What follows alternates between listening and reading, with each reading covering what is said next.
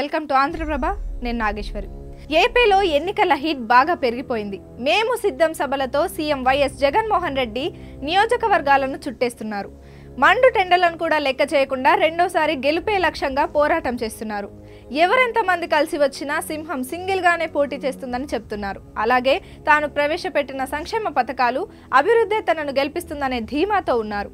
ప్రభుత్వంపై బురద జల్లుతున్న విపక్ష నేతలను తనదైన శైలిలో రఫ్ఫాడించేస్తున్నారు జగన్. పల్నాడు జిల్లాలో మేమంతా సిద్ధం సభలో జగన్ చంద్రబాబుపై తీవ్రమైన విమర్శలు చేశారు. ఈ ఎన్నికల్లో చంద్రబాబుకు ఓటు వేస్తే పేద ప్రజలకు అందే సంక్షేమ పథకాలన్నీ ఆగిపోతాయన్నారు సీఎం. మే 13న జరిగే ఎన్నికలు కేవలం ఎమ్మెల్యేలను ఎంపీలను ఎన్నుకునే ఎన్నికలు కాదని, మన తలరాతలను మనమే నిర్ణయించుకునే ఎన్నికలు అని ఆయన చెప్పారు.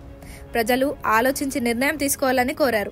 జగన్ కు చంద్రబాబుకు మధ్య జరుగుతున్న ఎన్నికలు కావని, ప్రజలకు చంద్రబాబుకు మోసాలకు మధ్య జరుగుతున్న ఎన్నికలు అన్నారు సీఎం జగన్. పేదల కోసం ప్రవేశపెట్టిన పథకాలను ఒక్కొక్కటిగా వివరించారు. వైఎస్ఆర్సీపీకి అండగా ఉండాలని పిలుపునిచ్చారు. జగన్ కు ఓటు వేస్తే ఇప్పుడు జరుగుతున్న మంచి అంతా కొనసాగుతుందని, చంద్రబాబుకు ఓటు వేస్తే ఈ మంచి పథకాలు అన్ని ఆగిపోతాయని అన్నారు. చంద్రబాబు 14 ఏళ్ల అధికారంలో ఉన్నప్పుడు ఎవరికైనా ప్రభుత్వ ఉద్యోగం ఇచ్చారా?